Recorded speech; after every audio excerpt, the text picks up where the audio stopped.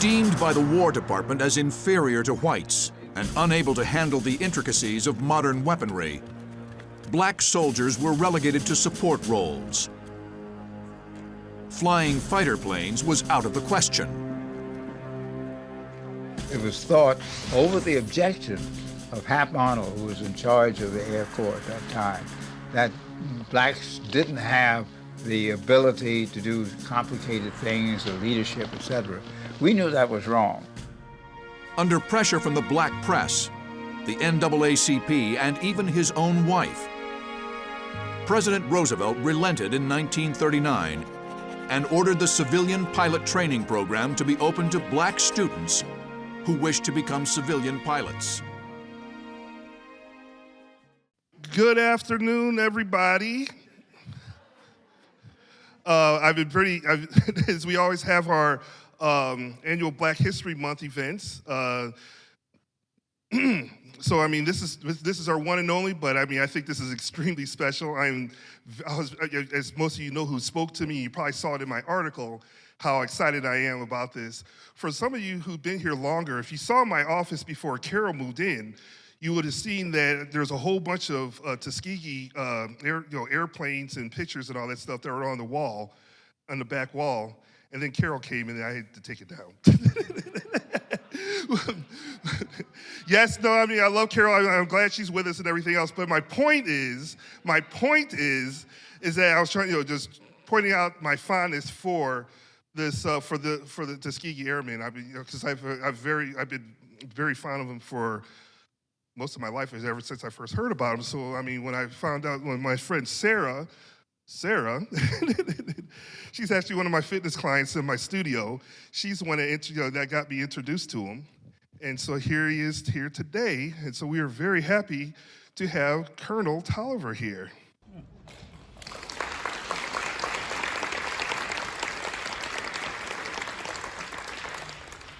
Are you ready to come up? Or you want me to keep talking? Oh yeah, okay. Yeah, so we're gonna switch the slideshows. I mean, I hope some of you may have seen this before, but I mean, this is a slideshow I was just putting on for a pre-celebration. Emma, are you somewhere around? You ready? Because they see me every day. They're here to see you, so go right ahead. Can everybody hear him speak?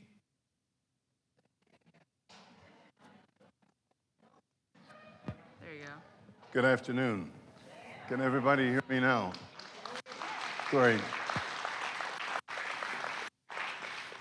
Well, I am thrilled to be here with you today and to see so many of you. I was told it'd be a small crowd, and I didn't expect to see a room full of you, wonderful people. So I'm delighted to be here with you today.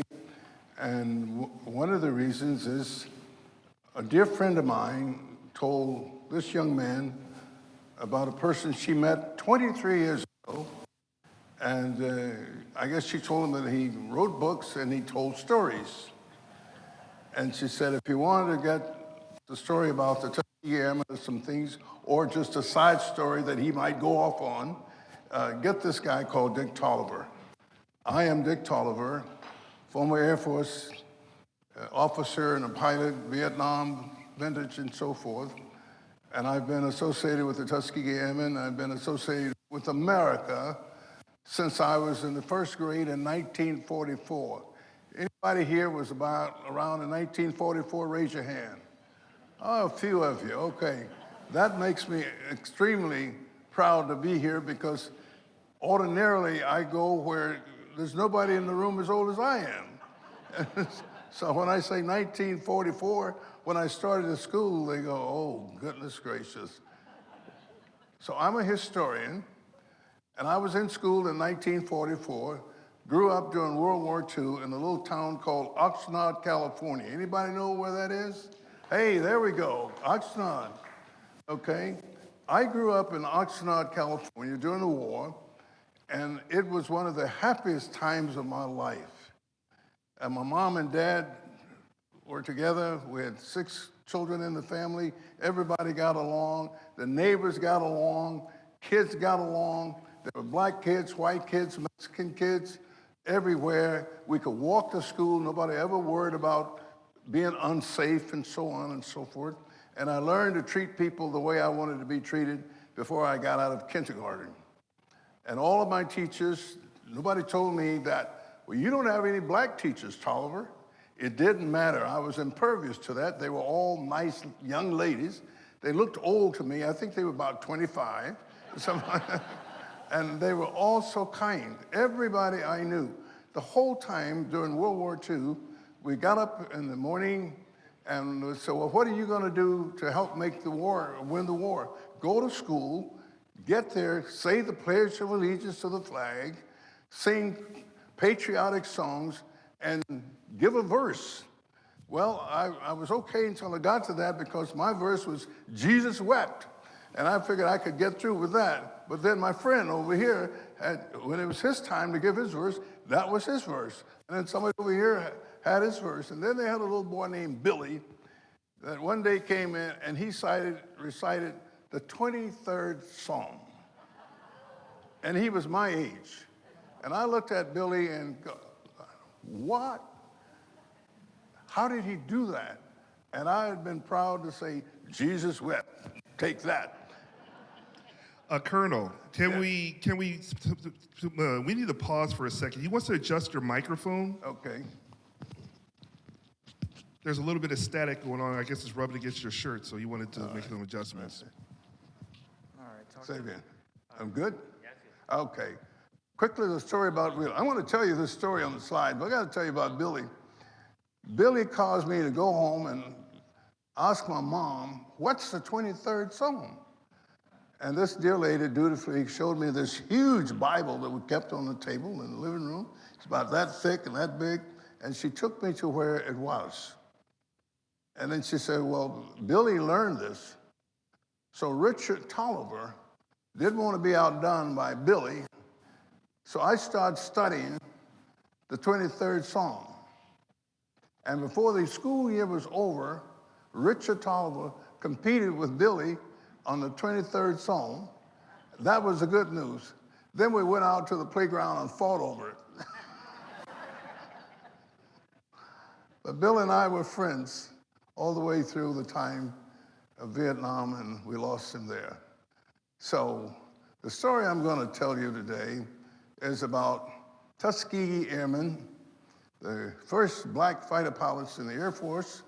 And the other part of the story is about women, they called them the 6888 Postal Battalion. Now, Tyler Perry did a movie on them about a year ago. But we wrote the story in my organization, the Tuskegee Airmen chapter here, 4 years before it ever hit the news. And I'm going to tell you and walk you through some of the events of the Tuskegee Airmen and the women of the 6888 and the places I'm going to tell you where I was there. I was privileged to meet some of these people.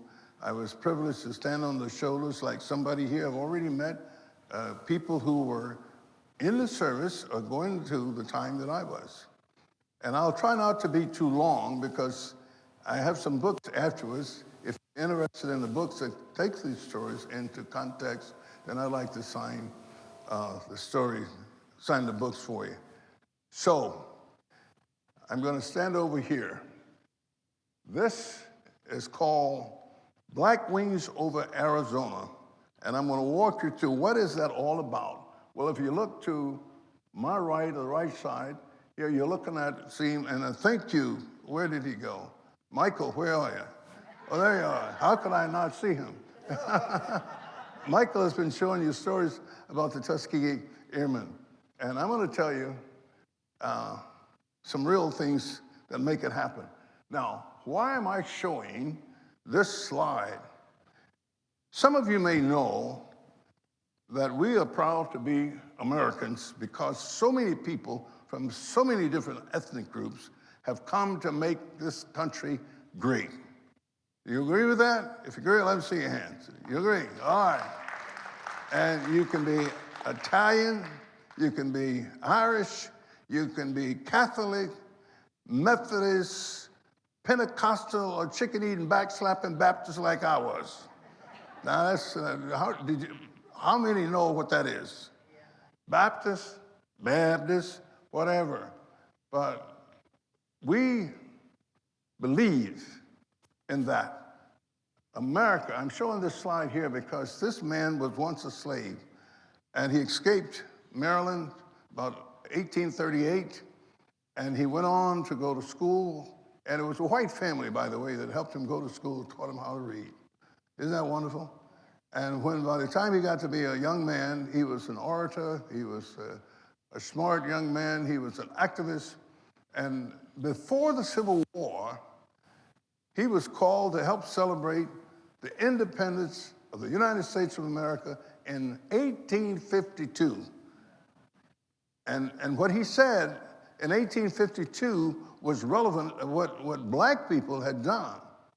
And if you were looking at the slide up here, because it tells you black people were involved. They planted in the fields, they harvested the crops, they built buildings, they built homes, they helped build the country. And wherever there was something great going on, whether it was with Robert Fulton and the steam engine, or Alexander Graham Bell, or Mr. Byrd who went to the north, they were there. And this is what the slide says. But notice what it says at the bottom. Above all else, these people, my predecessors, my ancestors, believed and worshiped the Christian God. That meant that they knew when things got tough, they had somebody to pray to, and they believed in that. Now, if that was relevant in 1852, I will tell you in 2026, that is still relevant because I believe in God, and I worship God, and I expect one day to go to heaven like my predecessor did in 1852. That makes it relevant to me. Would you agree with me? If you would agree with, anybody want to say amen? Amen. All right, I love that. That's what we did in the Baptist church. We said it in the Methodist church. And where I grew up, Baptists, Methodists, and Catholics were all like the same. We all ate fish on a Friday night. So we didn't make any difference. So you might as well have been Catholic. You might as well have been Methodist and so forth. And when you went to worship, I tell you what, I was in college before I realized they had a little different way of worshiping. And so when I went to college and I got a little bit of education on me, and then I went to a Methodist church for the first time in my life, and I realized they were a little bit different. Then I went to a Pentecostal. When I met my wife, I found out about Pentecostal. But I'll tell you what, I'll interject this right now. I chased her down on the campus 65 years ago, and she didn't want anything to do with me because I was not Pentecostal. And she had been taught that you don't ever want to be unequally yoked. Her name was Miss Peggy. Well, Miss Peggy had already figured out how to love Jesus, and I didn't know what that meant. I thought if you're going to love somebody and I want to be your boyfriend, I want to be the guy I want you to marry, you ought to show some love to me. But Miss Peggy didn't show me any love. But I asked her to be my wife anyway, 3 times. 5.5 months before I finally caught her, before she quit running. And I'm ahead of myself because I'm telling you the main part of my story. I chased Miss Peggy down. She quit running, and I got her to say, well, you'll do. And I think what she had done, she'd had a little talk with Jesus. That's what people used to say. I had a little talk with Jesus. And Jesus told her, said, that's the guy I want you to be with. And I'm going to let you have him.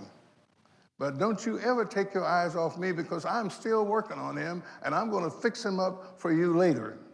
He's not ready yet, but I've got to shave off some things. I got to take off the rough edges. I got to mold him and shape him so he'll be worthy of you when it's time.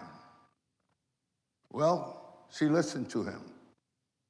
And here we are, 64 years later.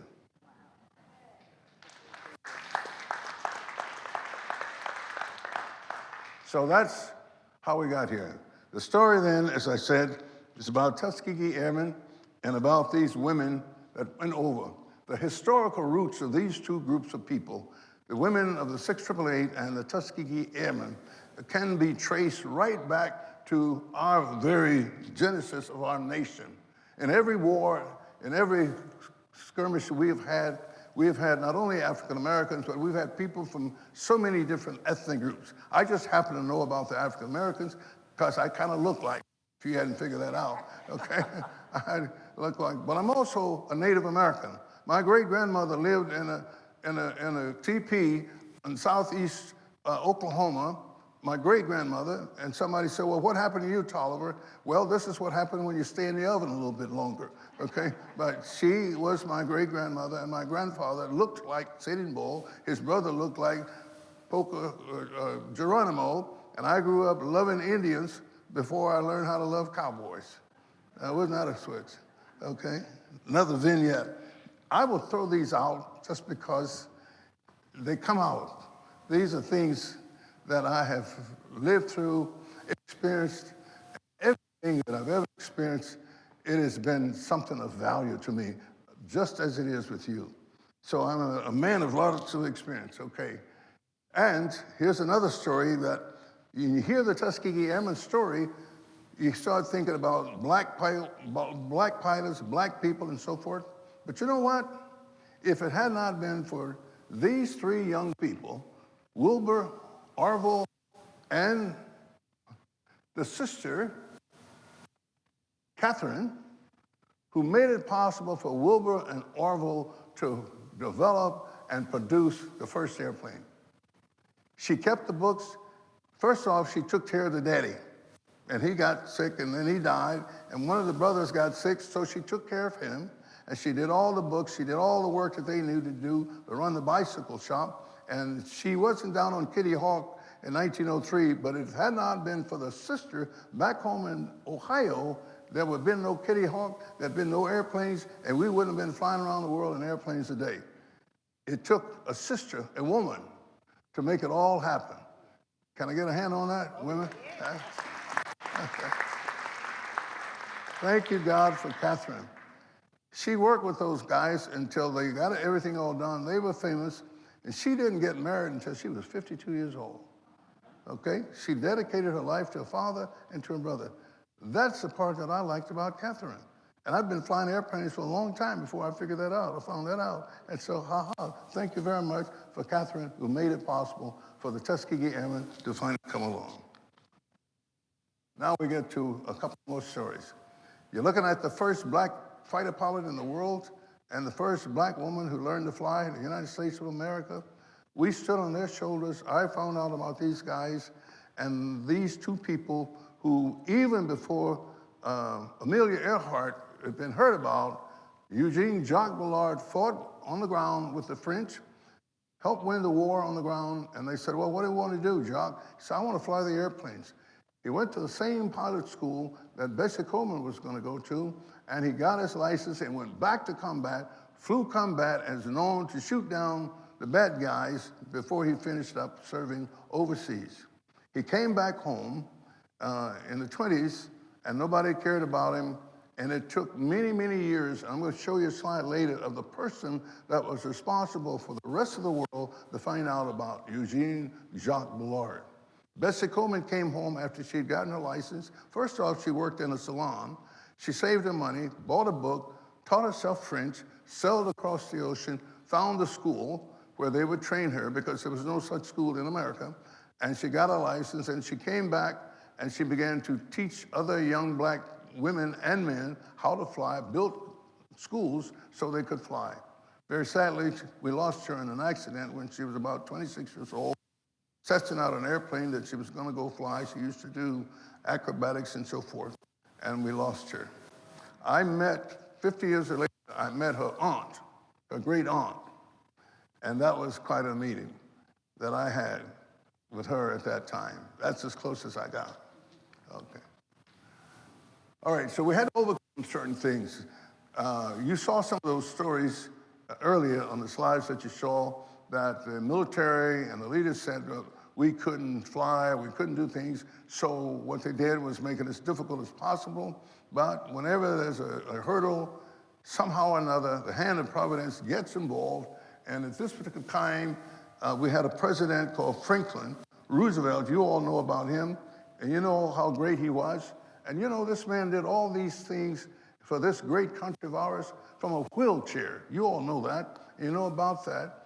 And while he was in a wheelchair, later on, his wife, make note of that, another woman is going to make it possible for the Tuskegee Airmen to get ahead.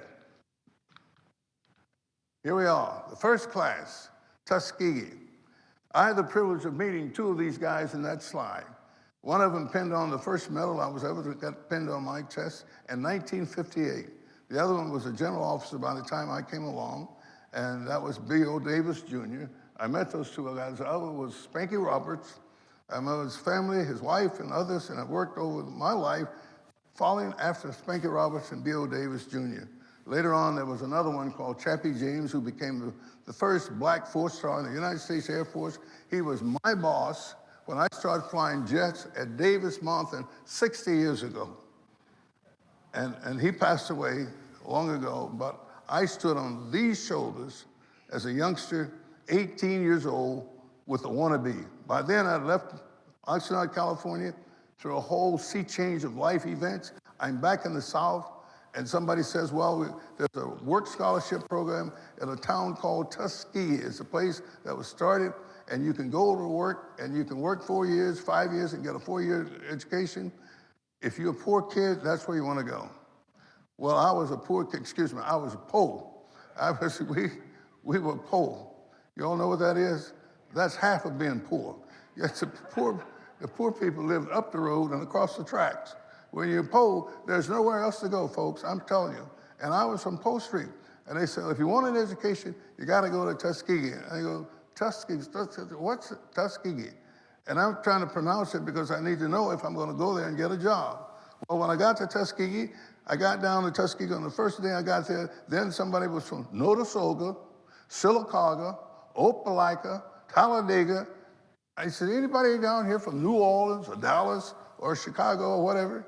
All those towns, and I didn't know this at the time, it was a community of Native Americans all over Alabama. It took me 50 years to go back to Tuskegee and tell the people there, you need to do something about all of these towns around here, because I'll bet you they have some descendants in these towns, and we got a college right here in Tuskegee that would love to have these children come to Tuskegee. And we made that happen about 20 years ago. Now let me come back to the story, okay? Forgive me for getting off. I want to say a lot, and I'm going to run out of time. So these were the people who made it different for us. The young man up there, Noel Parris, was the first one to come along and treated the Tuskegee Airmen with dignity and respect and worked to make sure that they were going to get off to the war. Here's a story that I like best. I told you it was two women. These men had been training for 3 years, and they were training. But the military establishment says, we don't want them.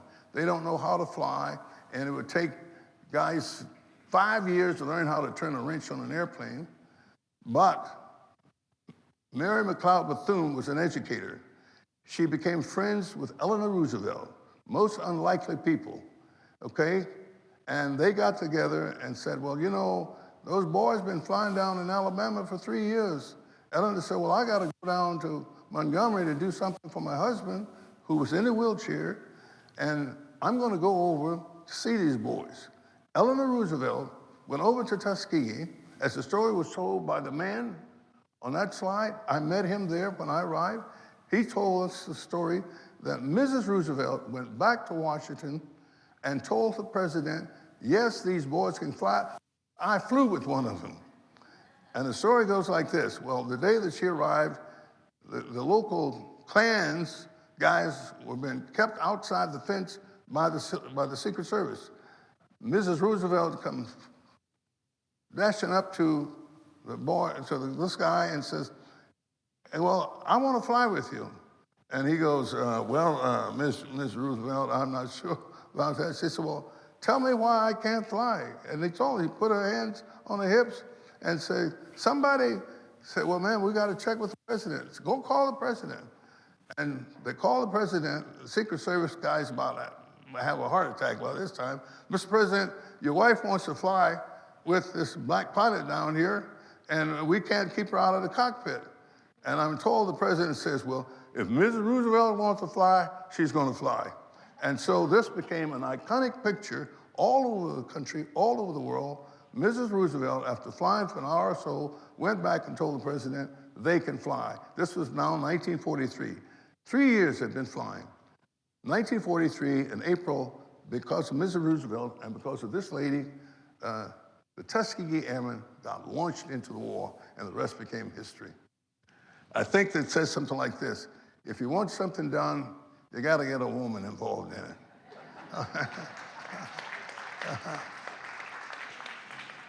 And I wouldn't have said that except I learned how to do that. I learned how. Here's where they flew. Here's the airplane they flew in, the P-51, the history. It would be years later before I would get to Europe to see these things played out. These are just examples of what they did. Oh, by the way, I'll have this available for Michael, and if you all at some time want to just kind of scroll through it at your leisure, you will have it here in your library, and you can get it and scroll through it at your leisure. But these are things that they did. Here's the bottom line. Arizona became part of the legacy because of the people that I've already told you about that came here, lived here, worked, and helped make this state what it is today. And here's some of these guys. I arrived here about 23 years ago. We had 9 of these men in the state, living and working and so forth. Very sadly, they're all gone. And I'm the next oldest thing standing in our local chapter. And the stories that you're going to find in the book, every one of them, I've written a story about every one of these men, about their families, about their children, and so forth. So when you get the book, you will find stories. And they're exciting stories, they're personal stories. They're the dedication and commitment of these people you know about because some of you have done these things. By the way, I failed to ask, are there military people in here? Can I see your hands? Anybody military? Wife of a military? Related to military? All right, that's good enough. You love them, right? And I love you for being here today because these stories are telling that. Okay, now we get to a good part of this, the back part of it. This is a story about these women that came, were sent overseas. They had to fight to go overseas as well, but what they did. Now, how would they have been motivated? This might be strange. As old as our history is, how did black people hear about these historical figures? Well, what we used to do in our neighborhoods, they used to have Uncle Tom or Aunt Minnie or somebody would gather us around on a Sunday evening and they would tell us stories of those who had passed on before us. And there were stories of word of mouth, and we would get inspired by names and people we would never see or people didn't think we would ever see. Who would have thought that some little kid growing up on the dirt of Shreveport, Louisiana would hear and get excited about hearing about Nefertiti, or Chicago Weir, or Madam C.J. Walker, and so forth. These women that I grew up with knew these stories. Some of our cousins and kinfolk were named after these women, and those stories got passed down and said, well, I want to be named Queen of Sheba, okay, or somebody else, you know? And I had cousins named after some of these women, by the way, and that's how black women got inspired. They didn't write books and stories about them at that time, but it was word of mouth that got passed down about our people and what we had done, whether it was men or women and so forth, and that's how it came about. So these women had to overcome as well. I'm gonna get over here to prop myself up a little bit, okay? Here they are. You're looking at 2 pictures. One of them over to the left here was what happened when these women had come across the ocean. They had dodged the torpedo boats, and they had to get off the train in Birmingham. They didn't get a chance to stop off at the Holiday Inn and freshen up and all that sort of stuff. They had to come off like they were. They'd been on the boat for 3 weeks, and when they got to the place of arrival, they had to stand in formation. That's what you're looking at on the right side. The officers want to know, do you look like soldiers? Can you march like soldiers? Can you act like soldiers? And so they had to demonstrate that by standing in a parade and then marching down the streets of Birmingham. And this picture was actually taken on the day, February 14, 1945, as they were marching down the streets.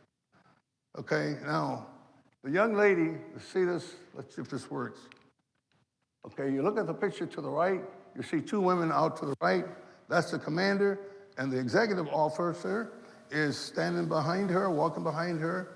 I knew her family when I arrived at Tuskegee. Her brother was my first professor of science at Tuskegee, Bill Campbell. He was one of those pictures I showed you.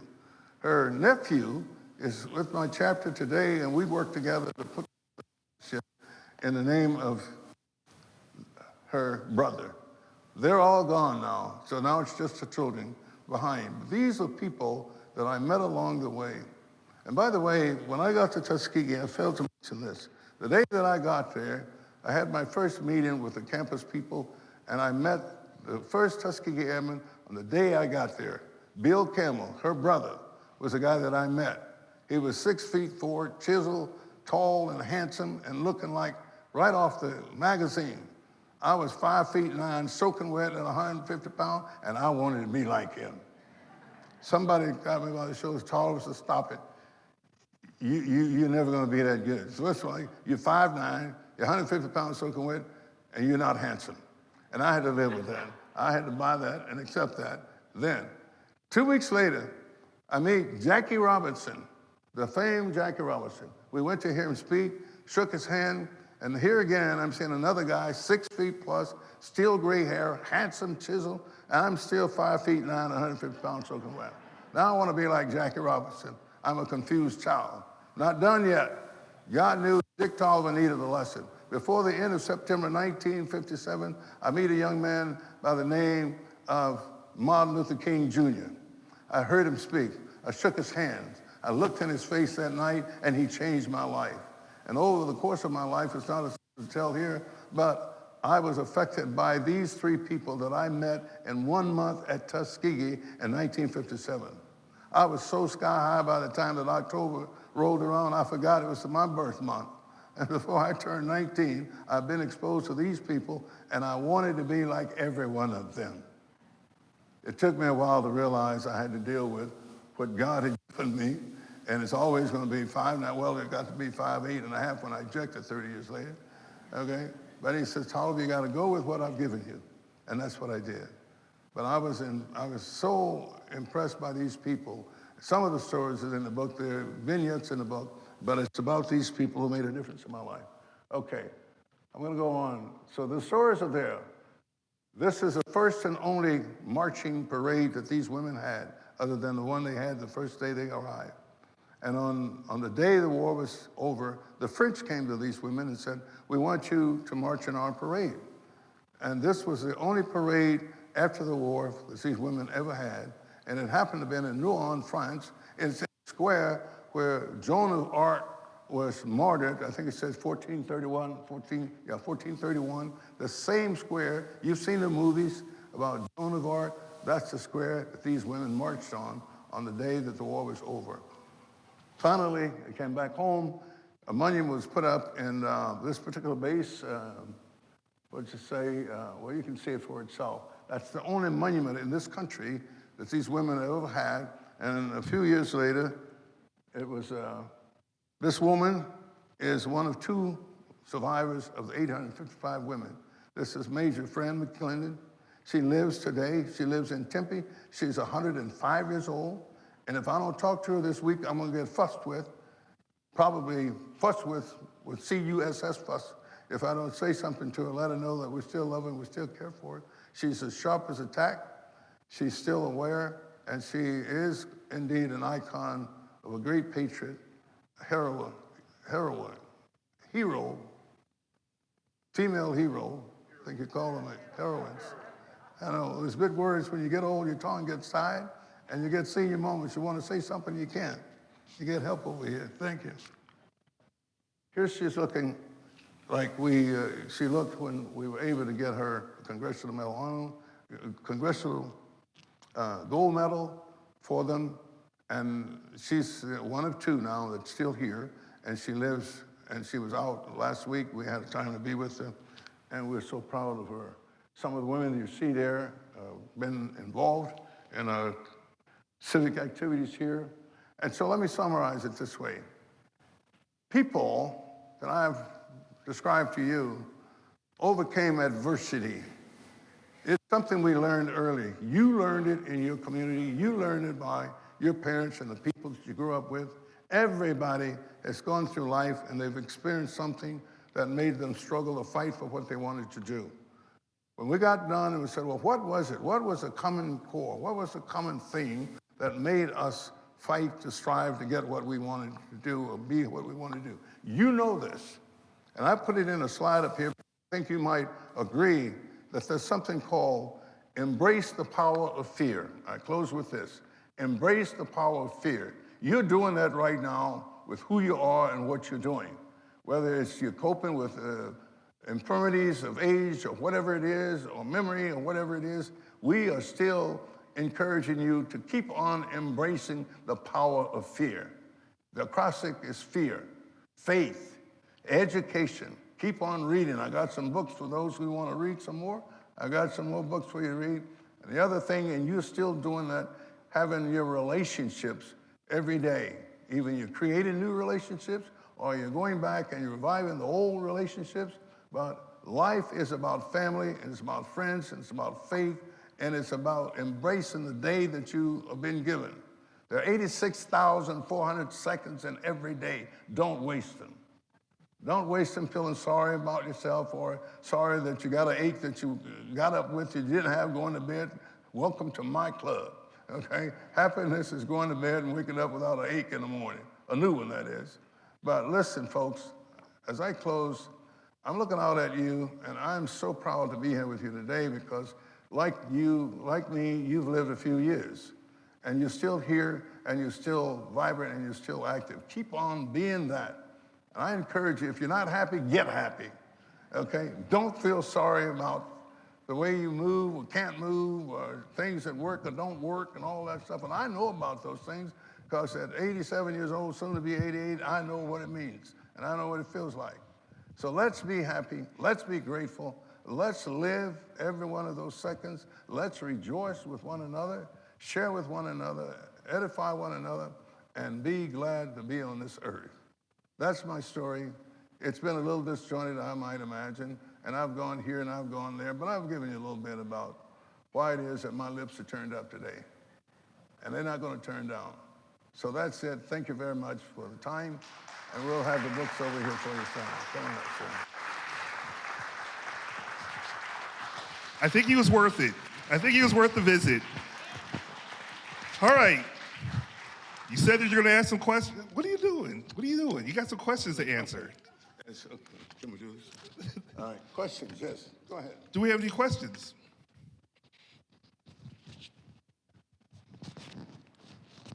I thought it was going to escape me. First of all, thank you for coming. And a question, I read a book by Matthew Whitaker called Race Works, and it featured Lincoln Ragsdale. Did you know Lincoln Ragsdale? Now, we named our chapter after Lincoln Ragsdale. It's called the Archer Ragsdale, Arizona chapter. He was gone when I got here, but his son is a member of our chapter, as was his daughter. We know his daughters, two of them. Excuse me. I think two daughters are living, and Lincoln Jr. is in our chapter, and we have often interactions with him when we're going out. Sometimes he's with us and so forth. So we're still carrying on, we're carrying on the legacy of Lincoln Ragsdale. He's one of those 19 guys. In fact, he was the first guy. He was the first of the 19 guys to arrive in Arizona in 1945.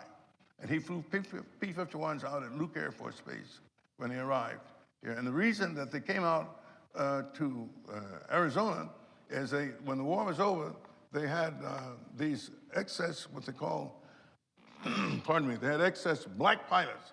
What to do with these guys? And so, well, somebody said, well, we better get them out of the South because they're not going to do very well. And so they went west, young man. And sure enough, Luke is as far as some of them got.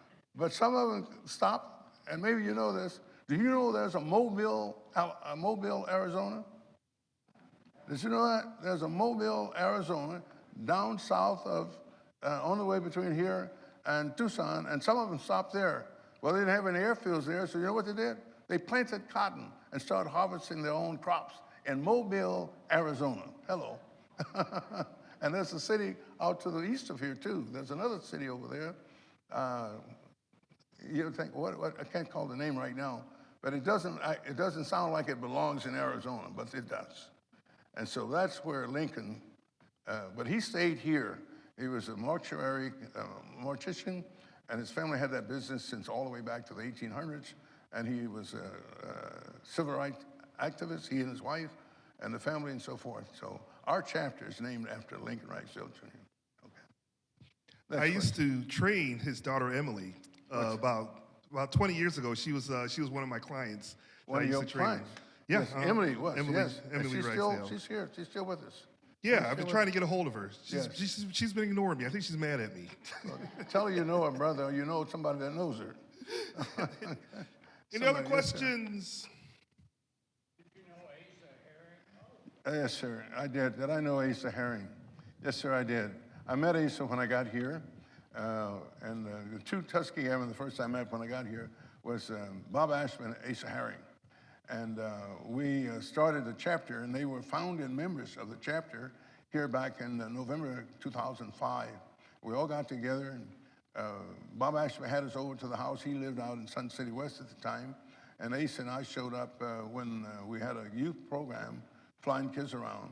But I was with Asa just a few hours before he passed away, and as I was with several of those that you saw in the picture. And he couldn't talk anymore, but he knew I was there. And I told him, my wife and my daughter who loved him, I said, well, Asa, Peggy, and Gail wants me to tell you that you love you. And he squeezed my hand, and he feebly pulled his hand up to his bosom to let me know that he got the word. And I said, okay, Asa, now here's my words for you. I said, listen, we're all on final approach here. You may be a little ahead of me. You may land before I do. But when you land, you taxi on down to the end of the runway. Don't you dare taxi in without me. You look back over your shoulder and see if you see some lights coming down final approach. That's going to be me. And we're going to taxi in together and touch the face of God, Asa. You got me? Don't you dare taxi in and touch the face of God without me. And he had a little smile on his face. 12 hours later, he was gone. And I was so thankful that we had that kind of relationship. I love him, I miss him. These are guys that were a little bit ahead of me, but I stood on their shoulders, and they had a hard time holding me up sometimes. But Asa was one of those guys. He was the first black squadron commander at Luke Air Force Base, flying single engines F-104s, and he trained the Germans. Would you know that? He trained the Germans how to fly, and he was awarded their German wings as honorary, and he was renowned in the German Air Force as being the commander who taught them how to fly 104s at Luke Air Force Base. When I went to Germany, I didn't even know he was doing that, by the way. When I went to Germany back in the 60s, that's what the Germans were flying, the 104s, okay? And they had been trained out at Luke Air Force Base. And the first and only 104 flight that I ever got, flying in the back seat of a German pilot. Go figure. Next question. Thank you. Yes, sir. Anybody else? Any other questions? Okay, I think. Now you're asking me so many questions about this, and also now we got up here on stage, and now you're not asking. No questions, no questions, huh? Alrighty then. There's a hand back there. What? There's a hand Way back there. coming. While he's going back, again, I want to tell you, ladies and gentlemen, it's a pleasure to see you and see your smiling faces. I'm so thankful.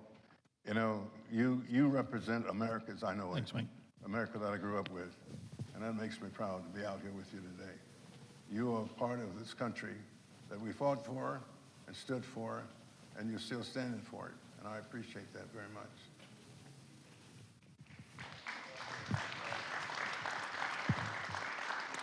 Okay, was there a question for me, sir? Yeah, the question, I mean, you know, okay, can you see me now better?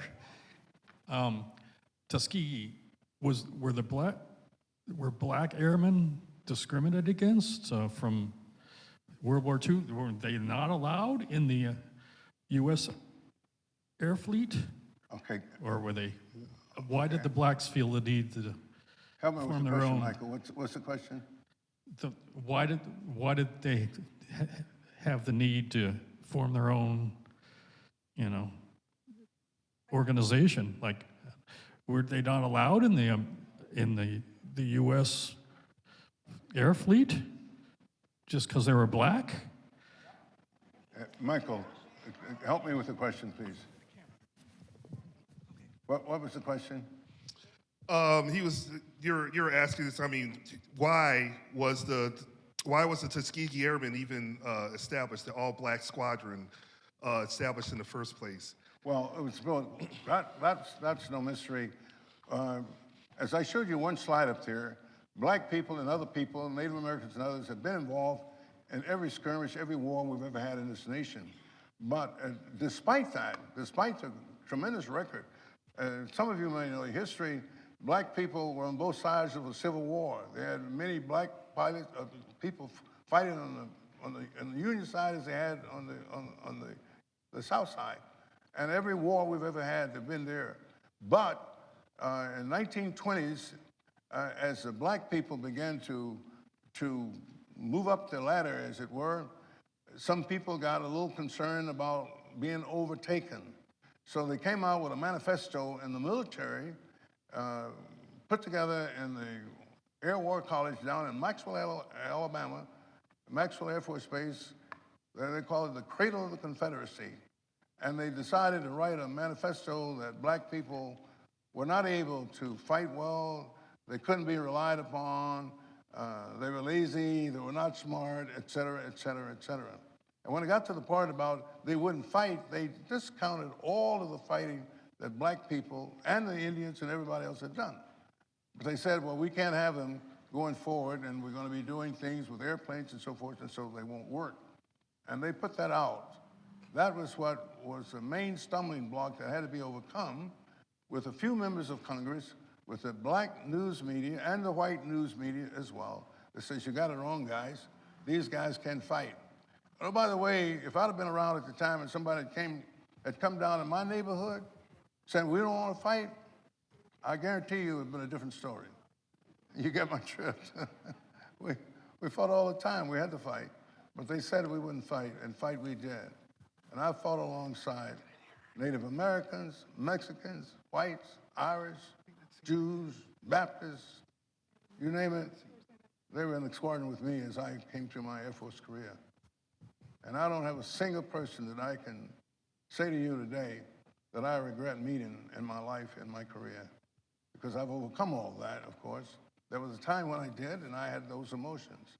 But I've come to realize that everybody, no matter who they are, what their ethnicity is, everybody is worth something because God made them. And the last time I checked, when I read it, he said, they didn't make any mistakes, and he didn't make any mess. And I believe that. And I stand by that because I'm that 5'9" guy that was never going to be handsome. And I had to go out and fly my heart out just to get in the room with these guys who were paving the way. Okay? And I haven't gotten over being ugly yet. But I've learned to accept it. Okay, yes, ma'am. Okay, you got your hand up. Yes, ma'am. I had an uncle who flew B-17 bombers over Germany during World War II. Were the Tuskegee Airmen with him? Would you say that again for me, ma'am, please? He flew B-17 bombers over Germany during World War II. Were the Tuskegee Airmen with him during those raids? The Tuskegee Airmen did escort the B-17s, the B-24s, and so on. They were the best escort pilots that we had in the war. And eventually people were saying, well, they never lost a bomber. It's not quite true. They had the best record of saving the bombers of anybody. And they had records, and I've read through the records of them, and some of the deep interdiction missions that they flew deep into the country, the Tuskegee red-tailed P-51s were the only ones that showed up. And years later, I was meeting people around the world and in the Air Force. Somebody would come up and say, well, you ever heard of the Tuskegee Airmen? So I'm here today because they were escorting my daddy, you know? And there's a guy that I know out in Surprise right now. He swears by the fact that he would never have been here except the Tuskegee Airmen were escorting his dad flying a B-17 out of England. And Thank so, you. yes. My uncle did 35 bombing runs and made it back, so thank you. Okay, so what was your statement? Her uncle flew 35 missions, and he made it back. And I thank you for sharing that. I'm a historian. I used to watch those movies just forever because I wanted to be a pilot when I was 7 years old. And the people were telling me then that I couldn't be. 12 years after World War II, I was in Alabama, as I said, got my first flight, and I met the first Tuskegee Airman and said, yeah, boy, we can teach you how to fly, and you can be that you want to be, and the rest became history, okay? All right, how are we doing? In my article that I wrote a couple of weeks ago, if for those of you seen, I believe it was said that the Tuskegees lost an average of 10 plus, or 10, less than 10 per squadron, or their average was less than 10 bombers lost during those missions and all that. So it was they had a significantly higher success rate of their escorts throughout the World War II. Does that sound accurate? Yes. Michael, So- okay, any more questions? Well, I've got the books that tell the story up here for those of you who want to read and get a book, and I'll autograph it for you, and I'll sit down now. So, looks like they're serving the food in the back. So everybody, I am so glad that you came out. I'm glad that he came out. So one last hand for Colonel Tolliver. He will be up front. He'll be up front selling and autographing his books. We have a question. He doesn't have the microphone, but. I don't have a question. What I really want to do is make a comment. I hope everyone in this room, some of you approximate my age, wish to express their gratitude to this speaker for doing something even bigger than the Tuskegee Airmen, which are a fantastic story. But he's woven a story of black history that goes back much older than the Tuskegee Airmen and all the way up to the present time, still struggling with the issue of racial problems, as I think we should not be. But he did something else. The airmen were women, were men. But he has alluded to and pointed out to everyone here, there were a tremendous number of women that contributed to what was going on that made this whole operation successful. And for that, I thank you very much. I'd add one other thing. I'm probably the only one in the room who remembers that when we got panicked about the Japanese in the Second World War, there was a highway built all the way from here into the Arctic. Half of the builders of the highway were black. And that, for me, growing up in the Arctic, that's a whole other segment of the contribution that these people have made to our dominantly white culture. So I thank you very much for what you've done.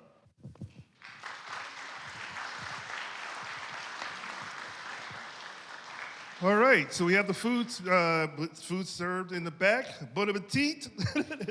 And when he's up there talking about it, it's like, hey, all of us are here in this room. We chose to be here. We chose to see him, so I mean, that makes all sense. But anyway, thanks everybody for coming out, and enjoy the food that's in the back. I can't remember everything's in there, but enjoy.